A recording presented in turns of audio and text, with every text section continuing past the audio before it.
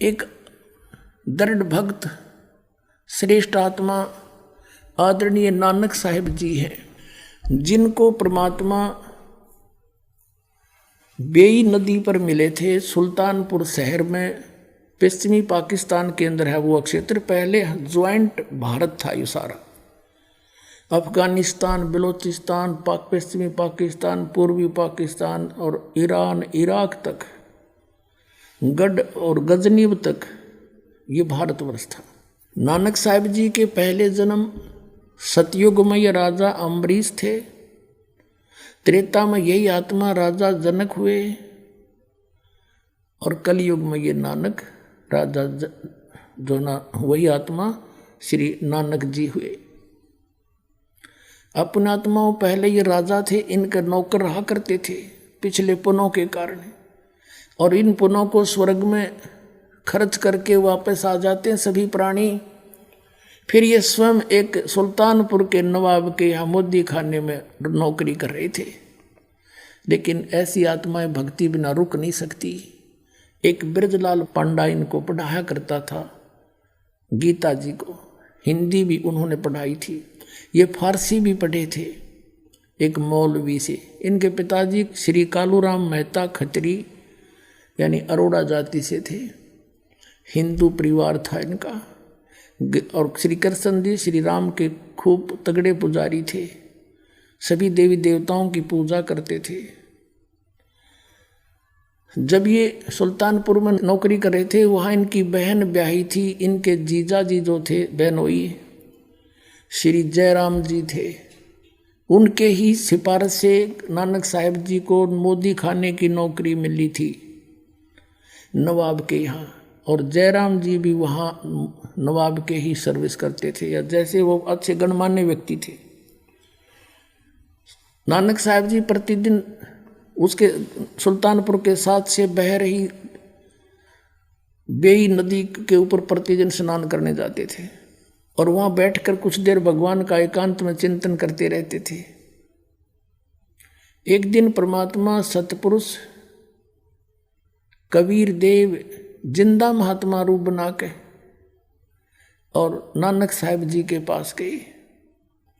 नानक साहिब जी से कहा कि हे महात्मा जी, हे भक्त, मैं बहुत भटक लिया, मुझे कोई सतमार्ग बताने वाला नहीं मिला, और मुझे कोई मार्ग बताओ। आप बहुत अच्छे भक्त बताए, सभी यहाँ चर्चा है आपकी। तब नानक साहिब जी ने जैसा भी ब्रजलाल पांडे से सुना था वो सारी कथा सुनानी शुरू कर दी। फिर कहा कि अगर तुम मुझे गुरु बनाओ तो गुरु बिन मोक्ष हो नहीं सकता।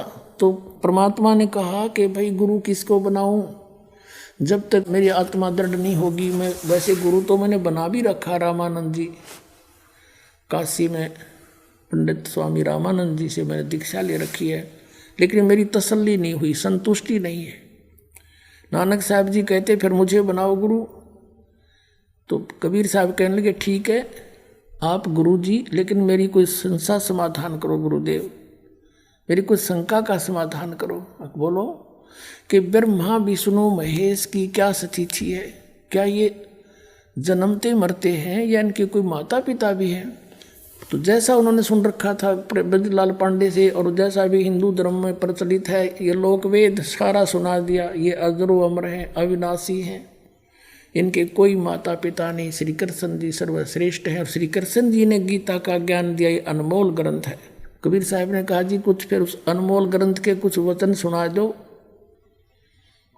फिर वो नानक साहिब जी ने कुछ जो श्लोक याद थे वो सुनाए। फिर कबीर साहब ने उसके ऊपर कहा कि आप श्री कृष्ण जी कहते हो, श्री कृष्ण जी ने गीता बोली। हाँ श्री कृष्ण जी ने बोली। तो आप श्री कृष्ण जी को अजरो अमर बताते हो, उनकी जन्म मृत्यु नहीं होती? कि हाँ बिल्कुल सही है, नानक जी बोले। अब जिंदा फकीर बोला, कबीर परमेश्वर जिंदा रूप में विराजमान थे, कि आपके गीता ज्ञानदाता चौथे अध्याय के 5वें और 9वें श्लोक में, दूसरे अध्याय के 12वें श्लोक में और 10वें अध्याय के दूसरे श्लोक में कहता है मेरे जन्म और मृत्यु होता है। अर्जुन तू नहीं जानता, मैं जानता, मैं जानता हूं। और फिर कहता 18वें अध्याय के 62वें श्लोक में कि तू सर्वभाव से उस परमेश्वर की शरण में जा, उसकी कृपा से तू परम शांति को, सनातन परम धाम को प्राप्त होगा। तो वो कौन है जो गीता ज्ञानदाता से भी अलग है? अब काफी प्रश्न उत्तरी हुई, तब नानक साहब जी अक्षुब्ध हो गए और उनकी चर्चा सुनकर जो स्नान करने सुबह सुबह भगत जाते थे 50-60, वो भी बैठ गए चारों तरफ। जब नानक साहब जी की अरुचि देखी, नाराज होते दिखे, परमात्मा उठकर चल पड़े कि महाराज नाराज ना हो, हम तो शंका समाधान चाहते थे, आप नाराज ना। उठकर चल पड़े। जब वो जा लिए काफी दूर, जब पूछा कि ये कौन था, उन्होंने ये कौन था जो आपको गुरुजी बोल रहा था, तब श्री नानक साहब जी ने कहा कि ये नीच जात था, काशी का जुलाहा धानक, और हमारे ब्रह्मा विष्णु महेश को कहता है तो नासवान है। इसको जवाब आया नहीं, उठ के चला गया। तो सब अब अपने काम लग गए। श्री नानक जी भी स्नान करके अपने काम चले गए, लेकिन उनका जख्म हो गया अंदर। एक सच्ची बात कही, गीता आकर देखी दोबारा उन्होंने, कोई बात तो सारी सत्य कहे थे, और मन में यूं कह के एक बार फिर वो आवे संत भक्त, फिर चर्चा करूं। कुछ दिनों के बाद, महीने 2 महीने 6 महीने उनको खूब तड़फा के फिर इसी तरह प्रतिदिन स्नान करने जाते थे, और इसी खोज में थे शायद कितने दिखाई दे जाए, आज फिर बात करूं। स्नान करने के लिए तैयारी थी, कपड़े निकाल रखे थे, नौकरों को दे दिए थे, वो लिए खड़े थे नानक साहब के। अपना जो नहाने के लिए एक वस्त्र रखते हैं शरीर पे, वही शेष था। इतने में परमात्मा केवल नानक साहब को दिखाई देते। उनकी खुशी का ठिकाना नहीं रहा, जिंदा महात्मा के रूप में आए। और थोड़ी सी दूर नानक साहब भी चले गए आगे कि आओ भक्त, आओ भक्त, आपके इंतजार थी मुझे। वहाँ पर बहुत से लोग स्नान कर रहे थे, वो देखने लगे कि ये नानक साहब किसको बातें कर रहा है। कुछ एक कहने लगे आप पे कहने लगे भगत आप बोल अगर भगत तो भाई ये पता नहीं कौन से मूड में बैठा है।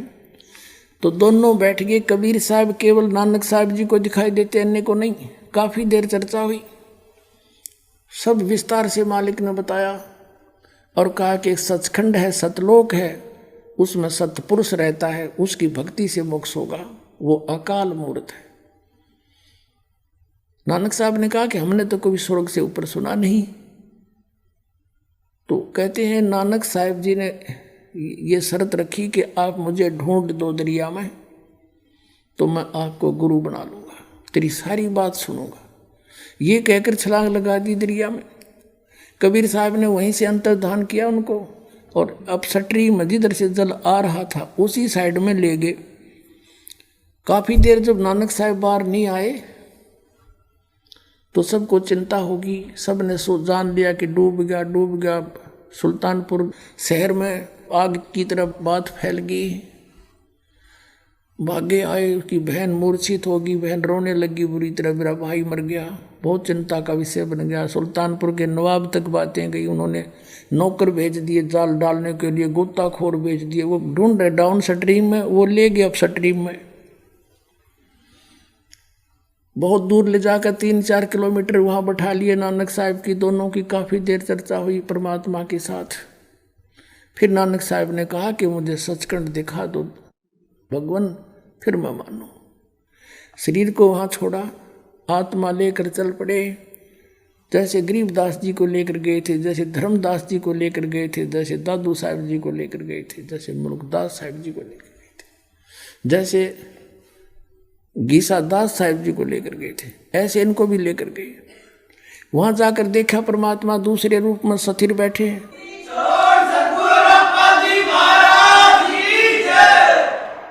जब परमात्मा ऊपर बैठे हैं ओवरऑल कंट्रोलर के रूप में, करोड़ सूर्य मिला दे करोड़ चंद्रमा, ऐसा चेहरा मालिक का, ऐसा स्वरूप है उनके। एक रोमकूप की ऐसी शोभा है। एक बहुत बड़े गुम्बद में विराजमान है, बहुत बड़े गुम्बद में, जैसे मंदिर नुमा गुम्बद होता है, बहुत बड़ा, पूरी पृथ्वी से भी बड़ा। इस पृथ्वी ने सीधा कर दे, ऐसे गोल नहीं। और इतना बड़ा गुम्बद मालिक बीच में बैठे हैं। वो जिंदा महात्मा के रूप में परमात्मा साथ से लेकर गए आदरणीय नानक साहिब जी को। तो वहां क्या देखा कि भाई रब तो ये है जड़ा तकत पे बैठा, और यो यहाँ का जो कबीर है, ये बाबा कबीर जिंदा यहाँ का कोई गण है।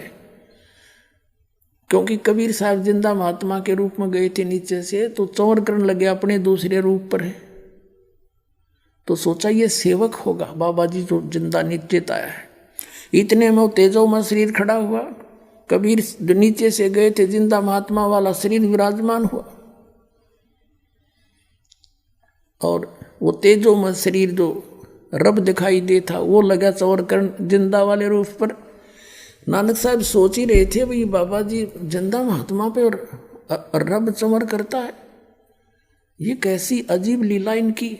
इतने में तेजो में शरीर और परमेश्वर कबीर साहब जिंदा वाले शरीर में समा गया, एक रह गए।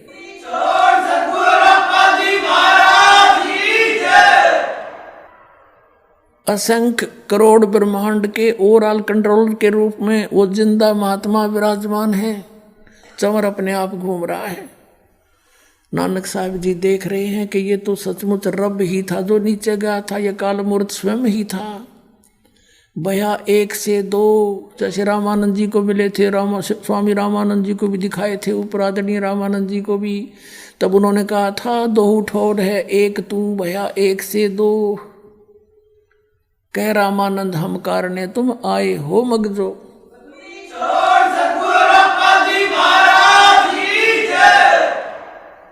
और यही आदरणीय नानक साहिब जी के साथ घटना घटी।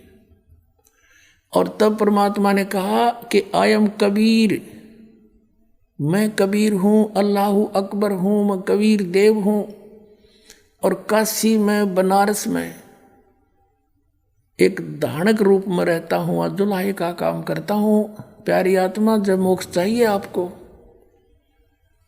सतनाम लेना मेरे से, वहाँ सतनाम दूंगा। और वो जाप करना होगा 2 अक्षर का है, उससे आपका मोक्ष होगा। वहाँ तो कहते हैं कोट जन्म तन ब्रह्मत हो गए, कुछ नहीं हाथ लगा रे, कुकर सुकर खरबा बोरे कौआ हंस बगारे। परमात्मा ने कहा कि तेरे बहुत असंख्य जन्म हो लिए, जब से हमसे मिलने से पहले वो गए बर्बाद आपके। राजा अम्बरीश आप थे, राजा जनक आप थे, और अब आप स्वयं नौकर बन बैठे। और यदि हम तुमसे नहीं मिलते तो जीवन व्यर्थ हो जाता है। अपने आत्माओं, यहाँ समस्या आती है कि पवित्र सिख समाज इस बात को मानने को तैयार नहीं है कि नानक साहिब जी के कोई गुरु थे। वो कहते हैं स्वयं ही परमात्मा ही मिले थे उनको, और हम भी यही कहते हैं कि वो परमात्मा ही मिले थे उनको। वो कहते अकाल मूर्त मिले थे, हम भी कहते हैं अकाल मूर्त मिले थे। हम कहते हैं उनको कबीर मिले थे, दानक जुल्हा काशी वाला मिले थे। तो यहाँ सिख समाज के गले या बात उतरती नहीं कि नहीं, ऐसा नहीं हो सकता। तो पुण्यात्माओं, प्रमाणों के सामने फिर किसी के जोर नहीं चलता। हमारे प्रमाण फिर सबको मनाएंगे कि सचमुच ऐसा ही।